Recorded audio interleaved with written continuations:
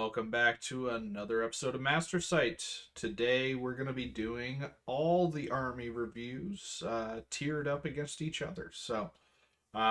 This is quite a bit of gap between my initial thoughts going through each individual army. So some things have changed, but some have stayed the same. So let's go ahead and dive right in, see where all these armies end up.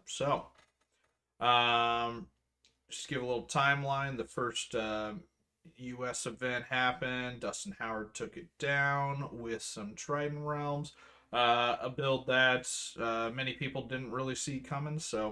I would say that if I did this review before that happened, I may have put them in a slightly different position. And I think a lot of things like that are going to continue to happen. This is just my thoughts as it currently is, and I don't have experience with half of these armies probably, so take that as it is. But let's dive right in. So we got some Abyssal dwarves as the first army. I think these guys probably have a build in there, but a lot of the things that they're doing, I feel like other armies are doing it better. There may be a really good like short range decimator build, but those, like I said, that Trident realm list that Dustin Howard had run is also a short range shooting build, but it has a lot more mobility to it and a lot more push pull mechanics that I think are useful. Yeah, Abyssal Dwarves we're gonna put kind of on the lower half of this here. Basilia. Surprisingly, I think I'm putting Basilia right in the B tier. Although Elohi, I think, are really good, they're struggling to get the proper unlocks. Basilia suffers from you want to take the good warlord, but then the good warlord changes your Elohi into the specialist bracket, but all the other units you wanted to take along with them are in the specialist bracket, so it's really hindering your ability to make a all-around powerful army. Um, yeah, so I think Basilia are probably going to be a tough nut to crack, or they're going to have to sacrifice some pieces to get others. So they're just not getting everything they want. Dwarves. So dwarves are kind of surprisingly not very attractive at the moment here. I think that they really lost a lot of weight when everybody else is getting all these extra pivots that the dwarf normally had. The dwarves don't have the shooting support they used to with the dogs. Um, a lot of things kind of took a step back for the dwarves. They have good commanders that unlock good units for core, but I just don't think it's really enough at the moment, and their commands really aren't anything too great. So I'm going to put dwarves in the B tier. I'm sure there's a build or two out there, but right now I just don't think that they're not getting the spotlight. Next we got elves. Elves, on the other hand, I think are in quite a good spot. So elves have really good core. They have pretty good commands actually. It took a couple games of playing and kind of talking with other people, but I think the commands for elves are pretty decent. And then they have the speed. They're one of the few armies that have a really fast cav unit in the core section, as well as a support flying unit in the Drakons. So they kind of got a lot of good tools, and their core shooting is pretty damn good too. I'm putting elves at A tier. I think there's a lot of versatility in the build that you can go. And I think they are one of the few armies that actually can still do kind of a mixed arms quite effectively. Not many other armies are doing that. So next we got Empire of Dust, and oh boy, they are dog shit. I think there's one build that might be seen on the table, and it's the Pharaoh Chariot Lord and Mummies as your core. Um, Everything else is just quite dog shit in that army. I mean, Shobik, Soul Snare, those are still fine. The Monolith got shit. Your characters, like, you want to take, maybe a Chariot character. But the Revenant character on Chariot doesn't even have the rally like the one on foot. There's just so many things that they got dicked on. It's unbelievable how bad Empire Dust is in my mind. So I don't think you're gonna see them on the table hardly at all. And any list that you do see on the table, I think, is just going to be suboptimal, subpar compared to a lot of these other armies. So next, we got Forces of the Abyss. I think these guys are kind of middle of the road. I think these guys are really struggling from their commands are targeted towards specific units, and they have like the stupid lower, middle, and upper tier. And I can't keep straight what's in what, but realistically, they just don't have what they need at this point to really synergize all together. So, you want to take a Cronius, but you want Cronius to be able to heal the good stuff in your army. But no, he can only heal the upper or lower. I forget which way it goes even. But yeah, they're just kind of not fully flushed out, and it's pretty clear that it's just kind of a half baked project. Forces of Nature. Yeah, Forces of Nature are the real deal. So Force of Nature kind of have everything. They have really good core options. They have very good specialist options. They have excellent support options. And then they have really good commanders that you want to take. In particular, you want to take the fucking Druid. Because the goddamn Druid is every other army's wet dream of a character. Spellcaster that inspires, and it rallies your elementals all for a really cheap price in comparison to other characters, of course. I don't know what the fuck they were smoking when they made this one. Like it's just stupid. It should have maybe one of those three things. It has all three: the rally, inspire, and spellcaster. It's ridiculous. Force of Nature are going to be everywhere. Count on it. You're going to have to deal with elementals. Also, the other options, the herd build, the verdant build, like there's actually decent play in those as well. So this is an army that's I think a lot of the other armies should be up to this kind of standard of play and exciting options within the list. But a lot of armies are really struggling to find even one build to play, and I think Force of Nature has a half dozen that are easily playable. So, uh, yeah, lucky for those Force of Nature players. You're gonna have a lot of friends. So, next we got Goblins. Um, yeah, I think I'd put it in this order too. Force of Nature is probably number one. I think Goblins are number two in my mind right now. If you haven't seen the build, I'm not going to explain it. Just take a bunch of goddamn rabble regiments and then unlock all the toys. It's disgusting what I'm seeing out of this, and I don't really care what other people are taking if you have 28 units, all of them scoring. Half of them are long range or, damaging at range, and the other half actually get to benefit from a halfway decent command in the mop ups. And you're taking a bunch of characters that are cheap anyway. Um, you got a range, long range threat. You got for shooting. You got close range shooting threat. You got melee threat with the command combined with it, and then you got twice as many units as every other army in the game. Yeah, goblins probably are number one, but somebody's got to build a 28 drop list to field them, so they deserve it. Halflings. I think halflings are in a really good spot. They're, in my mind, they're one of the better army. They're one of the top two armies out of the expansion book.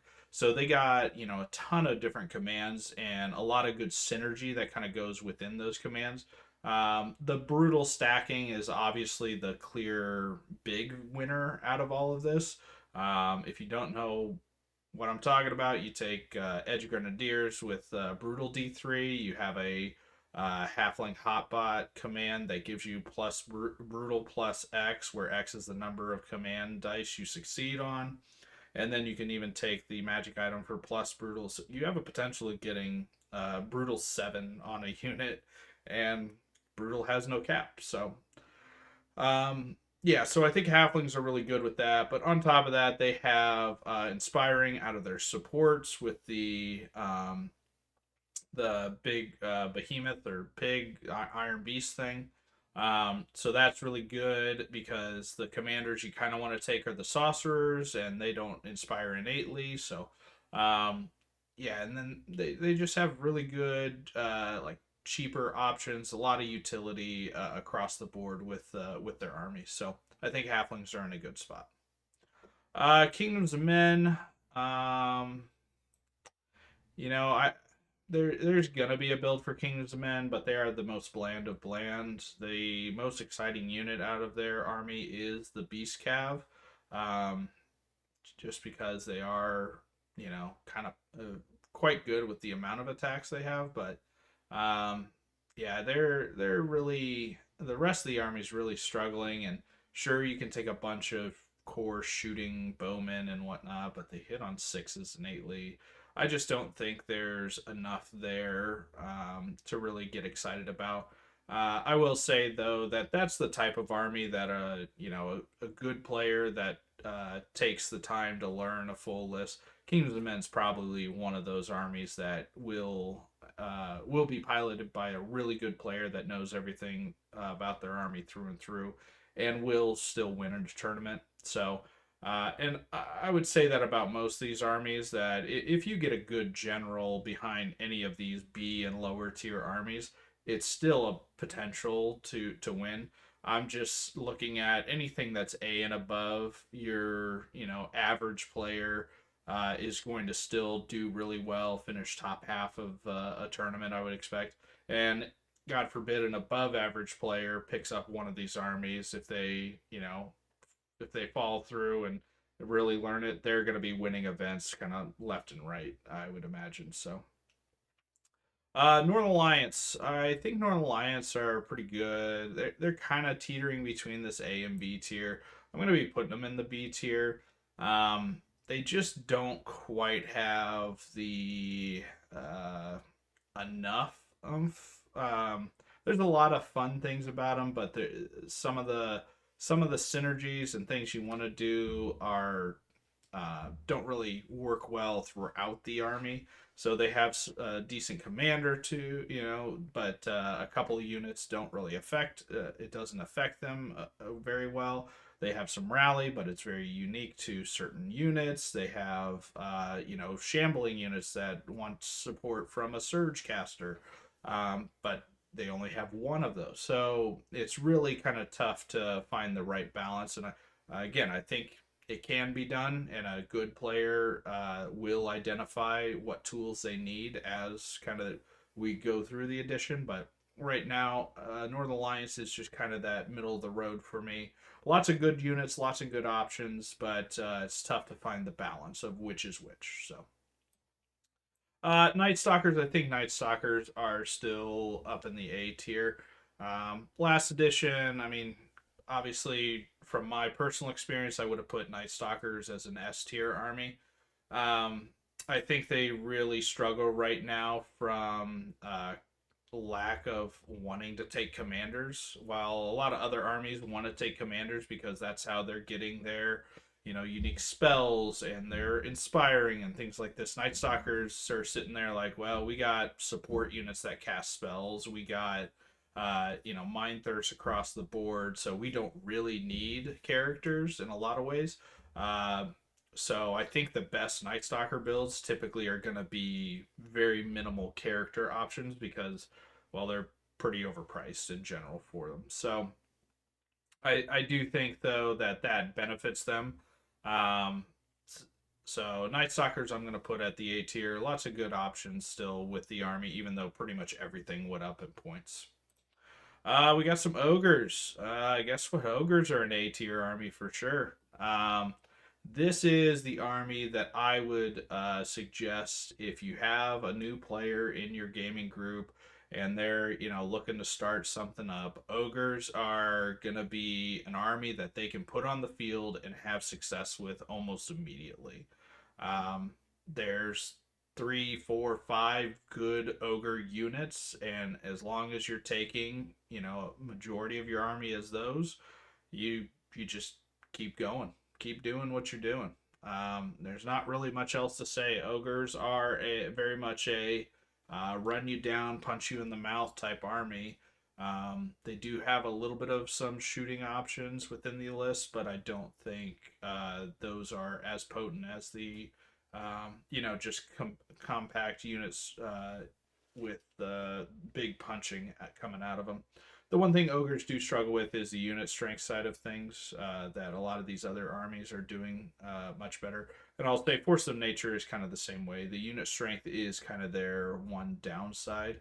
Um, so large infantry do struggle with that, but man, our large infantry still very effective in their point cost and damage output and everything. So ogre's great. One army that ogres probably doesn't want to see is actually orcs, because guess what? Green Rage is a great command, arguably the best command in the game.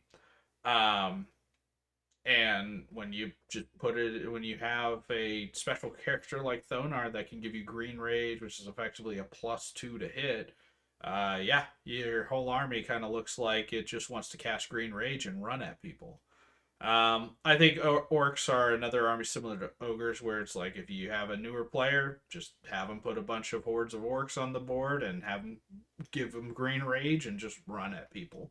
Um, these armies, I think, do struggle. They're definitely an A tier army in a lot of ways, and if this game was just go and punch people in the mouth, I think those two armies are probably two of the top armies, like if not the top two armies. But shooting is still a thing, as we've seen. So I think you were going to see a lot more shooting before we see a lot less shooting. And I think orcs are going to struggle and suffer from that a little bit. But I do think the army has some tools to mitigate and to kind of run with and utilize. So orcs are still an A tier army, if especially if they don't see much or any shooting from the enemy. Orcs are just going to win the man fight 99% of the time. So next we got Raken, and Raken are ridiculous. I don't know what else to really say about it.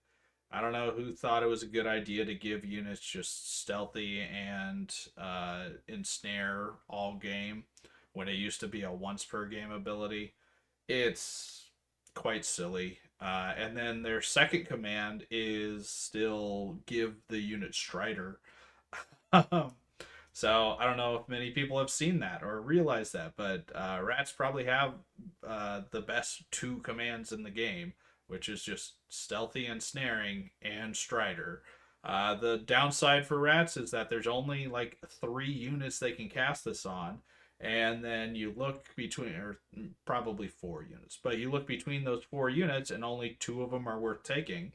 So rat lists, I think, at this point are solved, because you just take the 2 good units and you take a bunch of commanders that can cast the good commands, and you walk people down because you go board edge to board edge and you have more unit strength than everybody because you have 8 or 10 hordes of rats on the board. It's a little silly, and it's silly tier, S tier. That's what we're going with today. So next we got salamanders. Of the army, the expanded army book, I think salamanders got screwed the most. They really don't have much of anything going for them as far as something to be excited about and to kind of lean into as a unique thing for your army. The +1 defense command is cute, but it's actually balanced where you need 2 successes. So realistically, you're only going to be able to set up one commander as the guy that could potentially get that command off. And then you're only going to be able to do it on one unit. And typically, the Death Star like units that people have done in the past haven't performed too well at tournaments. So people will avoid it or will just overwhelm it. And so Salamanders, I think, don't really have much to stand on outside of that slight gimmick. Um, the rest of the army just feels a little bit underwhelming at this point in time. So, yeah, that's where I got them here. Um, they're kind of teetering there. Twilightkin. So I think Twilightkin are also kind of in this B tier. I will say Twilightkin have a little bit better of a direction than say like Salamanders and whatnot, but um, with their flesh hook command and their core units. But the struggle with Twilightkin at the moment anyway is that they only have like 3 core units to choose from, and supposedly they're supposed to be getting one back uh, in Weavers, I think it was. But one of the core units for Twilightkin right now, the Wranglers, nobody's taking those things. They're way overcosted for what they do. They're just awful. So you really only have 2 options of infantry, or you have to take a commander to let the skiffs unlock. And even then, the skiffs are, kind of mediocre at best. So I think Twilightkin really struggles with finding the right balance with the core. They have really good support options, I think. And they have decent commanders, but they kind of struggle elsewhere. So it's an army that has some bright spots, but really isn't fully fleshed out at this point. So Trident Realms. Like I said, the recent results with Trident Realms lead me to believe that they are one of the top armies. I already thought they were going to be one of the top 5-ish armies, I think.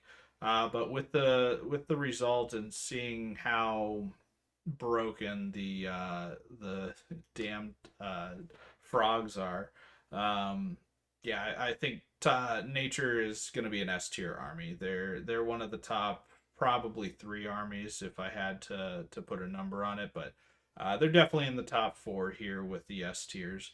Um, it's just a clear overlook mistake. Not enough play testing, obviously, because your formula only works if you actually plug in the numbers, and when you are giving units free swaps, like losing a crushing strength and gaining 12-inch javelins with piercing 1, shooting on 4s, you begin to realize that, oh, this math doesn't work out because they get the same amount of damage that they would have done in combat with their shooting attack. And this unit has feint, so it's always going to be able to use its shooting attack as long as it's alive on the board. I guess wavering's the only way you stop it, but if somebody got wavered from shooting, you weren't charging anyway. So, yeah, it was a little bit silly of an oversight. The list that Dustin took was is extremely potent, very good. I guarantee you're going to see it again here at major events. So, next we got some Undead. Undead, I think, are probably the low A tier of this group. So I'm gonna put them in like the top half of all armies at this point. Mostly the werewolves are really really good, and zombie hordes are extremely potent as far as efficiency when it comes to an unlocking unit. So their commands are mediocre at best, but they're better than some other armies' commands. So they have a lot of tools, and I think that they're going to be utilized. And Undead being one of the more popular armies of the past, I think we're going to see more generals come back to them because a lot of people have Undead models in armies already. And it's probably only going to take a little bit of time or effort to update those armies and get the appropriate units on the board. So I think Undead are going to be seen quite a bit more often here, and they're going to perform pretty well at events, I would imagine. So, and last we got the X Dogs, and X Dogs. I think they're between this B and A tier. I'm gonna put them in the B tier right now. They have a couple builds that I think are gonna be seen, but I really think they struggle from just being kind of shoehorned into pretty much an elite army at this point. We already have lots of elite armies that are already pretty good. But the big thing in my mind is that the X Dogs, they don't actively combat the top four armies, at least not consistently. So we're gonna probably see a shooting build out of this X Dog list. We're gonna see a couple, few Goklas and some Lion Snarl Cav, so more of an alpha strikey build. And those are going to do just fine on the lower to mid tables, but once you get up to anybody playing one of these top tier armies that's also a top tier general, they're not going to lose to the X Dogs. So yeah, at this point, that is what we have here. Empire Dust is the clear loser of the edition. In my mind, I think Force of Nature and Goblins are probably the top two winners currently. But on the bright side, it's kind of nice to see that the expansion book armies aren't the ones dominating across the top. I don't know what that exactly says, but a lot of people were worried about expansion armies being better and more potent because they have more options. And I do think that they are better off because they have more options. The Halflings are up here, the Trident Realms are up here. But I think that unless there's some clear nerfs happening for these other top three lists, they're going to get even better if they get an expansion book and maintain the commands that they have and all the other options. So at this point, yeah, this is where we're sitting. I again strongly believe kind of any of these armies besides Empire Dust is going to be a winning army if you put enough time and effort into the list and understanding it. But there's a lot to learn because you got to understand a lot of these other armies too. So if you're, don't have a whole lot of time to dive into everything, I would definitely focus on these top four armies and potentially the next five or six here to, make sure you understand what to expect in those matchups. So. But yeah, anyway, that's all I got for you today. Appreciate you all for watching, and we'll catch you on the next one.